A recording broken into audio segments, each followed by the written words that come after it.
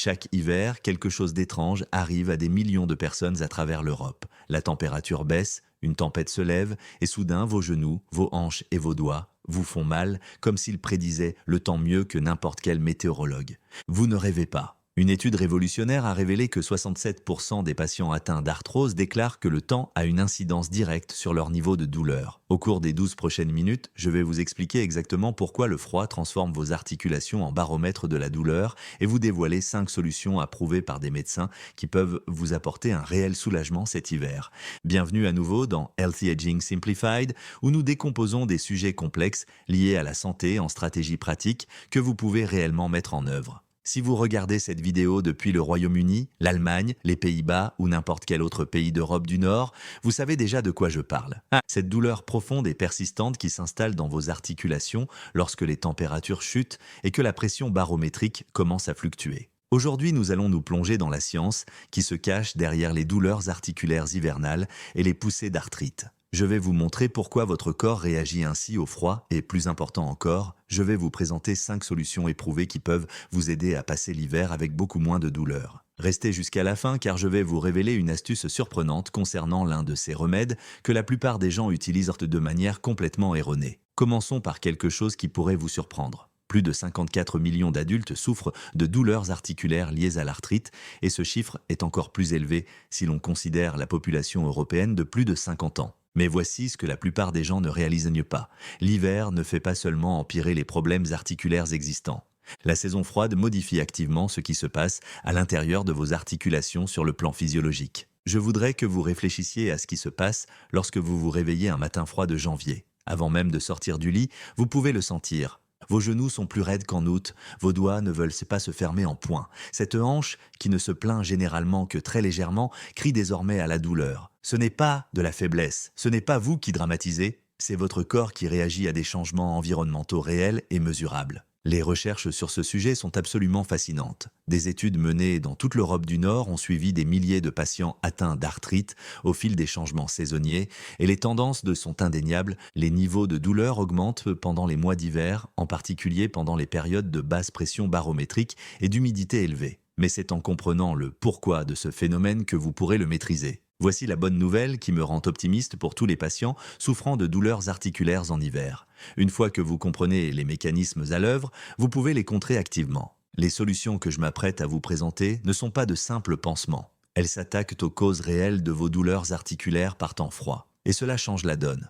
Passons maintenant à la science, car comprendre ce qui se passe réellement dans votre corps est la première étape pour prendre le contrôle. Je vais décomposer cela en 5 facteurs clés et le facteur numéro 4 est celui qui m'a le plus surpris lorsque je l'ai découvert. Le premier facteur est lié au changement de pression barométrique. Lorsqu'une tempête hivernale approche, la pression barométrique baisse. Vous avez probablement déjà entendu cela. Mais voici ce qui se passe réellement à l'intérieur de vos articulations. Vos articulations sont entourées d'une capsule remplie de liquide synovial qui est essentiellement le lubrifiant naturel et l'amortisseur de votre corps. Lorsque la pression atmosphérique extérieure baisse, les tissus autour de vos articulations se dilatent légèrement, un peu comme un sac de chips qui se gonfle lorsque vous l'emmenez en altitude. Cette dilatation exerce une pression sur les nerfs qui entourent votre capsule articulaire. Dans des articulations saines, cela est à peine perceptible. Mais dans les articulations touchées par l'arthrite, où l'inflammation a déjà sensibilisé ces terminaisons nerveuses, même ce petit changement peut déclencher des signaux de douleur importants. Le deuxième facteur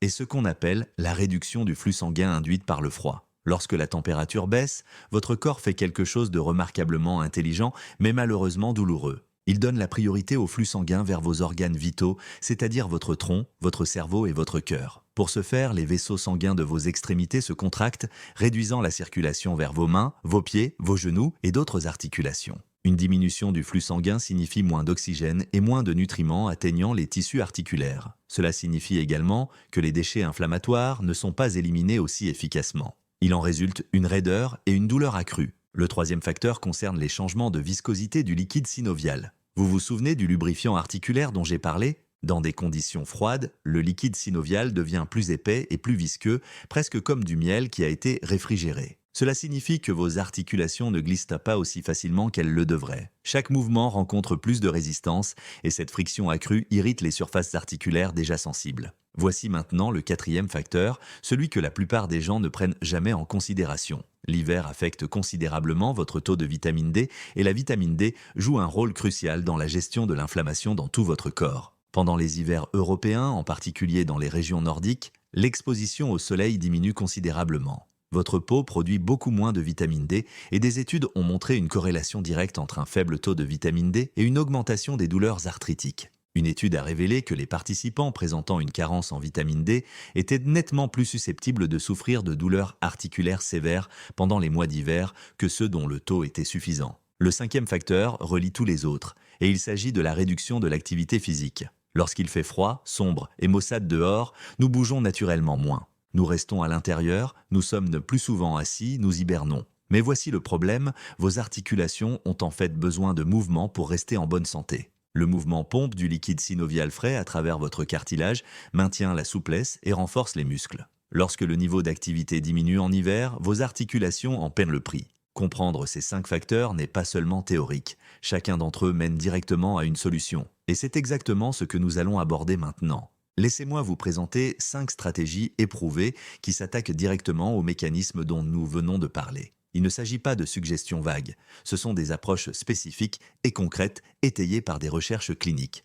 La première solution est la thermothérapie stratégique, et le moment choisi est plus important que la plupart des gens ne le pensent. La thermothérapie agit en augmentant le flux sanguin vers vos articulations, ce qui contrecarre la vasoconstriction induite par le froid dont nous avons parlé. Elle aide également à détendre les muscles entourant vos articulations, réduisant ainsi la tension et permettant des mouvements plus fluides. Mais voici ce qui fait la différence entre une thermothérapie efficace et une thermothérapie qui n'est que temporairement agréable. Vous devez appliquer la chaleur avant l'activité et pas seulement lorsque vous ressentez déjà de la douleur. Des recherches montrent que l'application de chaleur sur les articulations raides pendant 15 à 20 minutes avant de commencer à bouger améliore considérablement l'amplitude des mouvements et réduit la douleur pendant l'activité. Cela signifie qu'il faut utiliser un coussin chauffant ou prendre un bain chaud dès le matin avant d'essayer de monter les escaliers. Cela signifie qu'il faut se réchauffer les mains avant d'essayer de boutonner sa chemise ou de tenir une tasse de café. La température idéale se situe entre 40 et 45 degrés Celsius,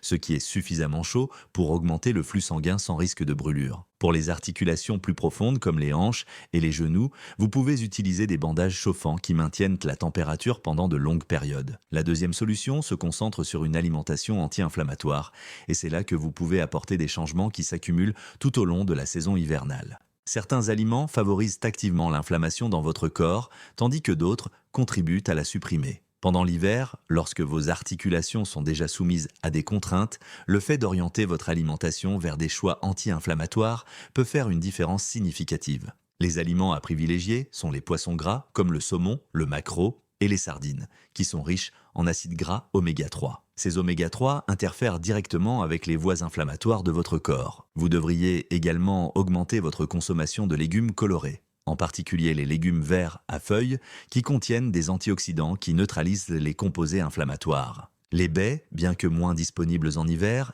restent des aliments anti-inflammatoires puissants, qu'elles soient congelées ou conservées. L'huile d'olive extra vierge, les noix et les graines complètent votre arsenal anti-inflammatoire. Il est tout aussi important de réduire les aliments qui alimentent l'inflammation. Les aliments transformés riches en sucre raffiné et en graisses malsaines peuvent augmenter les marqueurs inflammatoires dans votre sang. La consommation excessive d'alcool, qui a tendance à augmenter pendant les fêtes de fin d'année, favorise également l'inflammation. Je ne suggère pas que vous deviez être parfait, mais même de modestes changements vers une alimentation anti-inflammatoire peuvent réduire sensiblement les douleurs articulaires hivernales. La solution numéro 3 traite directement la carence en vitamine D. Étant donné la baisse spectaculaire de la production de vitamine D pendant les hivers européens, la supplémentation devient presque indispensable pour la santé des articulations. Les recherches actuelles suggèrent que les adultes de plus de 50 ans devraient viser un taux sanguin de vitamine D compris entre 75 et 100 nanomoles par litre, mais beaucoup de gens sont bien en dessous de ce niveau pendant les mois d'hiver.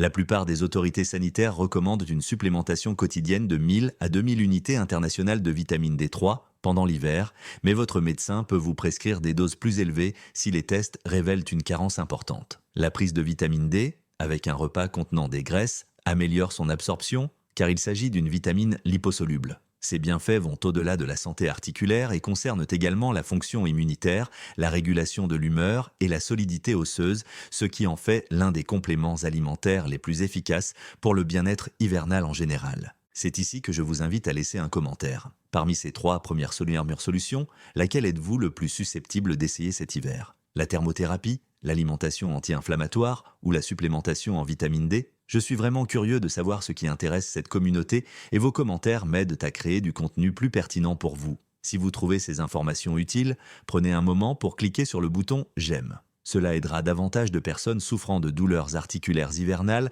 à trouver cette vidéo. La 4e solution consiste à faire des mouvements doux, et je sais ce que vous pensez peut-être. Vous venez d'expliquer que le froid rend les mouvements douloureux. Alors comment le fait de bouger davantage peut-il être une solution? Voici la clé. Le type et le moment des mouvements ont une importance capitale. Les exercices à faible impact qui maintiennent la mobilité articulaire sans solliciter le cartilage endommagé sont vos alliés pendant l'hiver. La natation dans une piscine chauffée est peut-être l'exercice idéal pour les articulations en hiver, car l'eau chaude agit simultanément sur plusieurs facteurs. Elle procure une thérapie par la chaleur, soutient le poids du corps pour réduire le stress articulaire et permet des mouvements qui pompent du liquide synovial frais dans les articulations. Si vous n'avez pas accès à une piscine, des exercices dans l'eau chaude de votre baignoire peuvent aider les petites articulations de vos mains et de vos pieds. Des étirements doux, effectués après l'application de chaleur, aident à maintenir la souplesse sans déclencher de poussées douloureuses. Le tai chi et le yoga doux, en particulier les styles adaptés aux personnes âgées, améliorent l'équilibre et la mobilité articulaire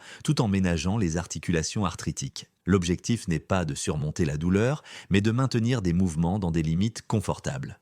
Même les exercices sur chaise pendant les jours les plus froids empêchent vos articulations de se raidir complètement. La 5e solution consiste à prendre des compléments alimentaires ciblés autres que la vitamine D. Et c'est là que nous devons parler de ce que les recherches montrent réellement. 3 compléments alimentaires ont fait leurs preuves pour soutenir la santé des articulations pendant l'hiver: la glucosamine, le curcuma et le MSM. La glucosamine, en particulier le sulfate de glucosamine à raison de 1500 mg par jour, a fait l'objet de nombreuses études dans le domaine de l'arthrose. Bien que les résultats varient d'un individu à l'autre, de nombreux patients rapportent une amélioration significative de la douleur et de la fonction après 8 à 12 semaines d'utilisation régulière. Le curcuma, et plus particulièrement son composé actif, la curcumine, possède de puissantes propriétés anti-inflammatoires. Recherchez des formulations qui améliorent l'absorption car la curcumine seule n'est pas bien absorbée. Le MSM ou méthylsulfonylméthane fournit des composés soufrés qui favorisent la santé du cartilage. Voici la vérité sur ces compléments alimentaires. Ils sont plus efficaces chez certaines personnes que chez d'autres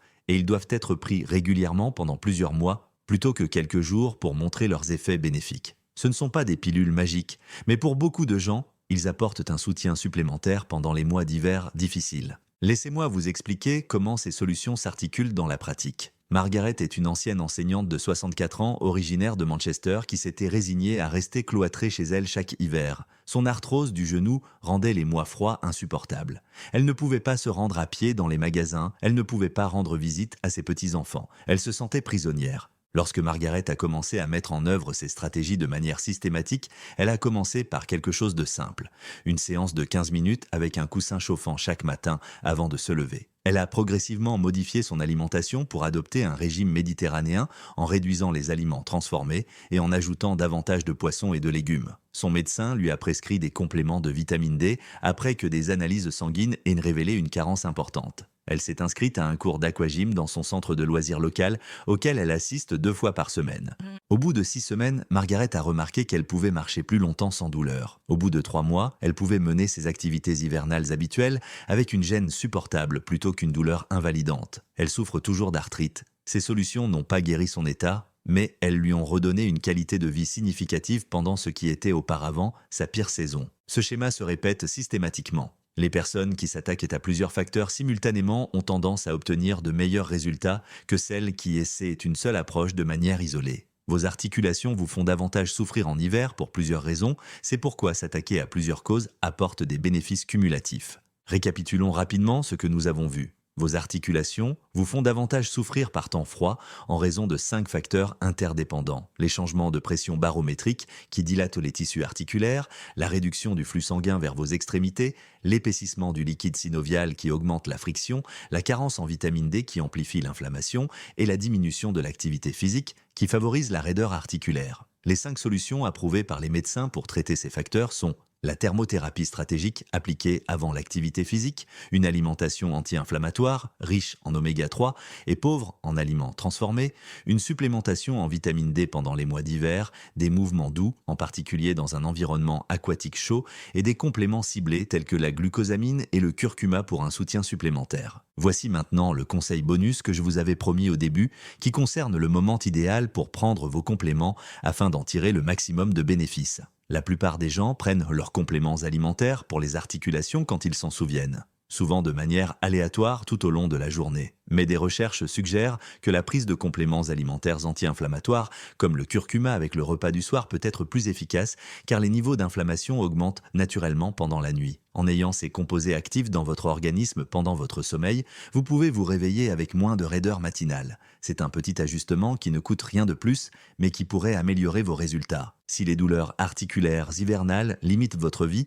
sachez que vous n'avez pas à les supporter sans rien faire. Ces stratégies fondées sur des preuves vous donnent des outils concrets pour lutter contre les poussées de douleurs saisonnières. Si vous avez trouvé cette vidéo utile, vous voudrez certainement regarder mon guide complet sur la réduction naturelle de l'inflammation, dans lequel j'approfondis les stratégies alimentaires et les modifications du mode de vie qui favorisent la santé des articulations tout au long de l'année. Je vais mettre cette vidéo à l'écran dans un instant. Assurez-vous d'être abonné à Healthy Aging Simplified et d'avoir activé les notifications, car la semaine prochaine, je publierai une vidéo sur la protection de vos articulations pendant les activités des fêtes, couvrant tout, des moyens sûrs de faire vos achats de Noël aux exercices que vous pouvez faire pendant les longues réunions de famille. Partagez cette vidéo avec une personne de votre entourage qui souffre de douleurs articulaires en hiver. Parfois, la chose la plus utile que vous puissiez faire pour quelqu'un est de lui montrer qu'il existe des solutions. Merci d'avoir regardé cette vidéo et à bientôt pour la prochaine.